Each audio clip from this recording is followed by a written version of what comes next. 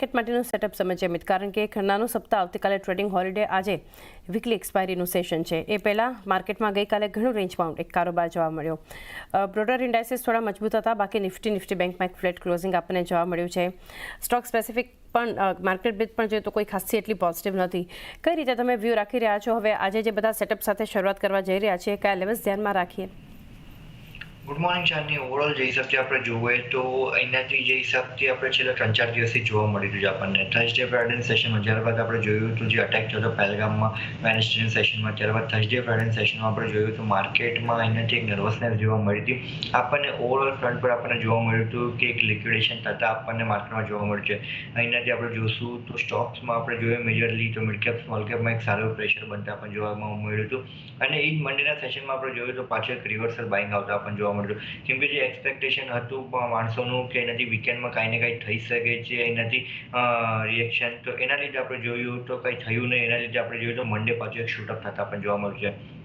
But મંડે જે શૂટઅપ થતાં આપણને માર્કેટમાં જોવા મળ્યું એ આપણે જોશું તો મોસ્ટલી આપણે જોશું યા મેજરલી આપણે જોવા નથી તો ઇન્ડેક્સ સ્પેસિફિક હતું. બટ સ્ટોક સ્પેસિફિક આપણે જોશું તો હજી અહીંયાથી મને લાગે છે અનસર્ટનિટી જોવા મળી રહી છે. ઓવરઓલ માર્કેટમાં અહીંયાથી આપણે જોઈએ તો અનસર્ટનિટી જોવા મળી રહી છે. મને લાગે છે અહીંયાથી નેક્સ્ટ 1 થી 2 વીક માર્કેટનું રિએક્શન આવું જ રહેવું જોઈએ, જ્યાં સુધી એનાથી આપણે જોઈએ તો મેજર એક્શન જે એનાથી બોર્ડર પર ચાલતા આપણને જોવા મળે છે એ જ્યાં સુધી એનાથી સેટલ થતું નથી ત્યાં સુધી મને લાગે છે અહીંયાથી માણસોનું નવું લોંગની પોઝિશન ક્રિએટ કરવા માટે થોડુંક એવું કોશિયસ રહેશે. એનાથી નવી લોંગની પોઝિશન ક્રિએટ કરવા માટે એનાથી ઇન્ડિયા વીક્સ બી આપણે જોઈએ તો છેલ્લા 2-3 દિવસ અંદર ઇન્ડિયા વીક્સ બી સારું એવું શૂટઅપ થતા આપણને જોવા મળ્યું છે. ઇન્ડિયા વીક્સનો હવે જે સપોર્ટિવ લેવલ ડાઉનસાઇડમાં બનતા આપણને જોવા મળે છે 14.5નો લેવલ છે. 14.5ના નીચે ઇન્ડિયા વીક્સ જાય છે તો સ્ટેબિલિટી આપણને જોવા મળશે. વરનાગર અહીંયાથી અનસર્ટેનિટી હજી વધે છે તો એનાથી ઇન્ડિયા વીક્સ અપસાઇડમાં 22 થી 28ના રેન્જમાં બી જવાની જગ્યા બનાવી શકે છે. સો કરન્ટલી સ્ટ્રેન્થ વાઇઝ આપણે જોઈએ તો નિફ્ટીને બીજા હિસાબથી પોઝિશન આપણે જોઈ નથી તો નિફ્ટી એક રેન્જમાં ચાલતા આપણને જોવા મળે છે. 23,800 થી 24,400ના રેન્જમાં નિફ્ટી ચાલતા આપણને જોવા મળે છે.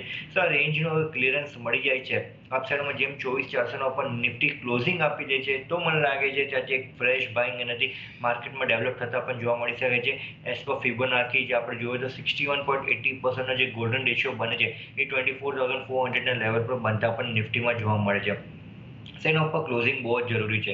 છેલ્લા 1 વીકના અંદર આપણે જોયું 2 થી 3 વાર નિફ્ટી એનાથી 24,400 ઉપર નીકળવા તો આપણને જોવા મળી છે, બટ ક્લોઝિંગ એના ઉપર આવતા જોવા નથી મળ્યું. તો સજે 24,400 ઉપર ક્લોઝિંગ આપી દે છે નિફ્ટી તો ડાયરેક્ટલી જે રેન્જ ઓપન થતા હતા અપસાઇડમાં આપણને જોવા મળે છે એ 25,200 થી 25,300ની રેન્જ આપણને અપસાઇડમાં ઓપન થતા આપણને જોવા મળે છે. સો ઓલમોસ્ટ 800 to 900 પોઈન્ટની રેલી આપણને અપસાઇડમાં જોવા મળશે જેમ 24,400 ઉપર ક્લોઝિંગ આપે છે ત્યારબાદ. અને ડાઉન સાઇડમાં જે સપોર્ટ આપણે કરન્ટલી જોઈએ 23,800 છે. સો જ્યાં સુધી 23,800 લેવલનો ડાઉન સાઇડમાં સપોર્ટ બ્રેક થતો નથી ત્યાં સુધી મને લાગે છે લોંગની પોઝિશન હોલ્ડ રાખવી જોઈએ. નિફ્ટી અત્યારે કરન્ટલી આપણે જોઈએ આ જ રેન્જમાં ટ્રેડ કરતા આપણને જોવા મળશે. આ જોઈન્ટમાં એક કારોબાર કરતી આપણને નિફ્ટી દેખાઈ શકે છે. સ્ટોક